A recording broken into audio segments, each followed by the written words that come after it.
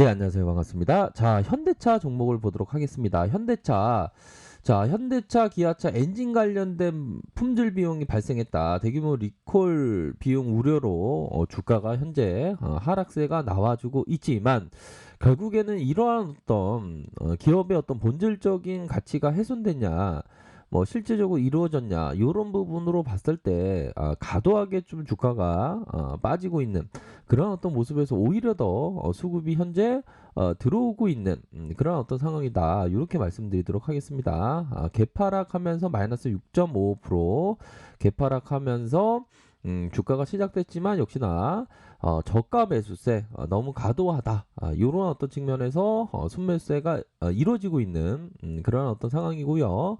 자, 우리가 항상 주가가 올라갈 때는 참 마음 편안하게 진입할 수 있는 그런 어떤 분위기가 되지만 이렇게 악재가 터지면서 하락할 때는 진입하기가 되게 버겁습니다. 하지만 이러할 때가 오히려 더 이삭축기 해야 되는 장기적인 어떤 관점에서 이삭축기 해야 되는 그런 어떤 부분은 분명히 있다. 결국에는 이런 어떤 우려감으로 해서 주가가 낮아지는 결과치에 투자자들이 오히려 더 좋게 바라볼 수 있는 그런 어떤 부분은 될 것으로 생각을 하고요.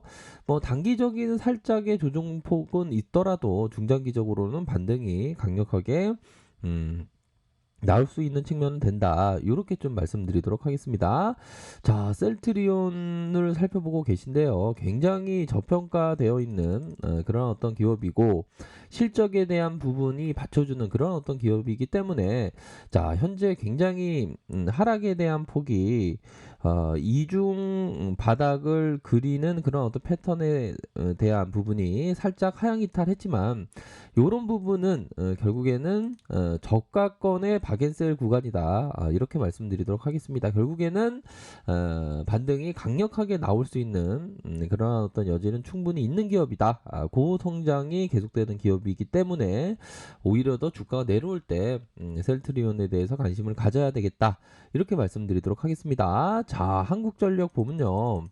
자, 한국전력 뭐 이전에 강력한 슈팅이 살짝 나오는 그런 어떤 모습을 보였지만 아무래도 이런 어떤 일선에 대한 부분의 돌파 이후에 살짝 조정을 받고 있습니다. 아무래도 이 전고점에 대한 저항선에 대한 부분이 좀 있는 걸로 생각을 하고요. 하지만 한국전력과 같은 기업은 꾸준하게 모아가야 하는 그런 어떤 기업이다. 이렇게 좀 말씀드리도록 하겠습니다. 그래서 자, 금일에 뭐 지수 상황에 흔들리는 그런 어떤 상황에서 한국전력도 조금 하락세가 좀 나오고 있지만 오히려 더 주가가 하락할 때 관심을 더욱더 가져야 하는 그런 어떤 종목이고 자, 지지라인선에 있어서는 이런 어떤 지지라인선이 있겠죠. 지지라인선과 지지라인선과 지지라인선 이런 어떤 지지라인선이 확고하기 때문에 이런 어떤 하락세는 오히려 더 이삭죽기를 해야 되는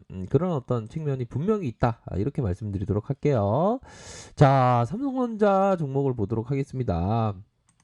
자, 결국에는 삼성전자 강력한 돌파를 해주면서 이전에 62,800원 선에 돌파가 가능할 것이다. 이렇게 말씀드렸는데 현재 강력한 상승의 모습이 나타나 주면서 뭐 무난하게 돌파해 줄 수 있는 여지는 충분히 있지 않나라는 생각이 드네요. 그래서 결국에는 1등 기업이란 위기에서 강한 그런 어떤 기업이 1등 기업의 어떤 면모를 보여주는 것이 아닌가라는 생각이 듭니다. 그렇게 해서 다시 한번 삼성전자가 앞으로 슈팅할 수 있는 그런 어떤 부분 분명히 있겠고 자, SK 하이닉스를 보도록 하겠습니다. 99,900원에 강력한 이런 슈팅이 나왔는데 SK 하이닉스가 인텔 랜드 사업의 인수의 그 부분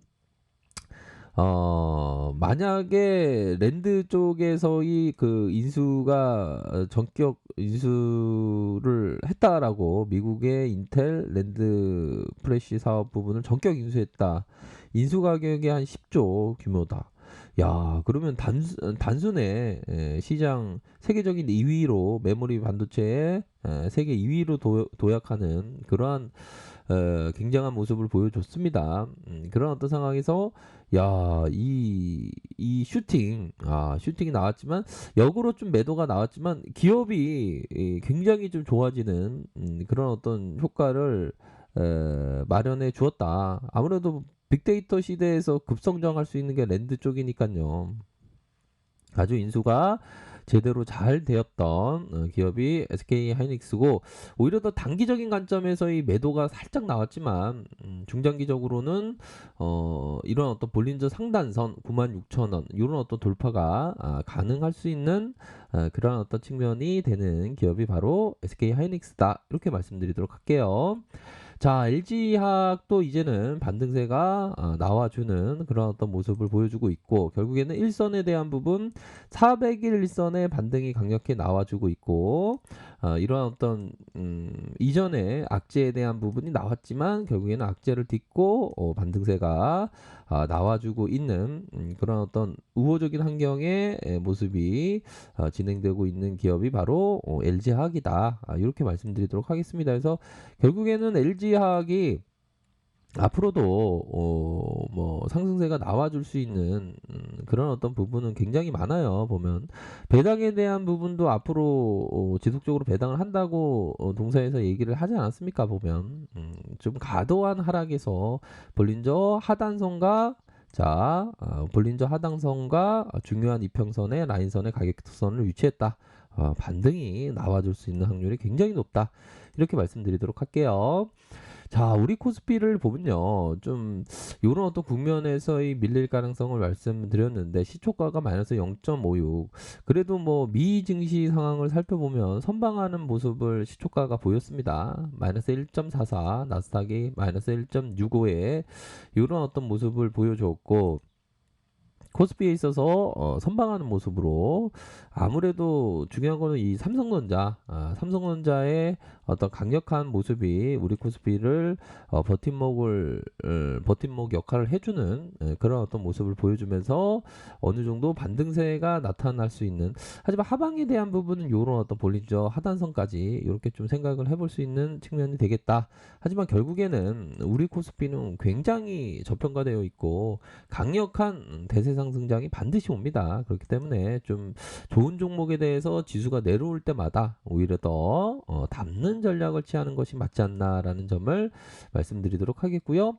코스닥에 있어서 살펴보면 905포인트, 905포인트가 나왔고, 그러면서 하락세 이후에 재반등 이후 다시 하락세가 나오고 있는 상황에서, 보면 어느 정도의 코스닥에 있어서의 하방에 대한 부분은 한 여기선까지, 뭐 많게는 여기선까지 있을 수 있지만 연말 시즌에 생각해 봐서는 그리 뭐 많이 하락할 것 같지 않습니다. 이런 어떤 하락세는 기존에 좋은 종목에 대해서 담는 그런 어떤 전략을 취하는 것이 맞다, 이렇게 좀 말씀드리고 싶네요. 그래서 월봉 상황을 살펴보면 코스닥이 저점에서 좀 올라와준 그런 어떤 상황의 모습이 좀 많이 있었고, 그런 어떤 상황에서 잠시의 이런 어떤 일선에 대한 부분, 월선에 대한 부분 저항선을 맞고 있지만, 요 라인선의 단기적인 어떤 바닥권은 확인해 주고 있는 것이 아닌가라는 생각이 듭니다. 그래서 전반적으로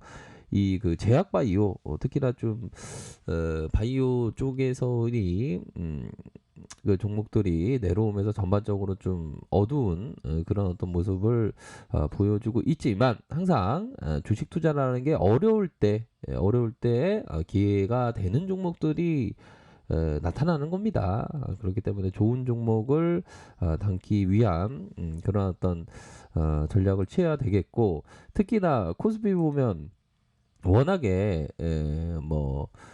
그대로인 시장이라고 볼 수 있겠죠. 보면 반등 이후에 계속적으로, 이거 몇 년입니까 도대체가, 어떻게 보면 큰 틀에서는 2008년 이후에 이런 어떤 계속적인 같은 가격에 이런 어떤 모습을 주었던 그런 어떤 상황에서 좀 우리 시장이 굉장히 큰 기회가 되는 시장은 분명한 것 같아요. 미증시는 뭐 엄청나게 오르지 않았습니까?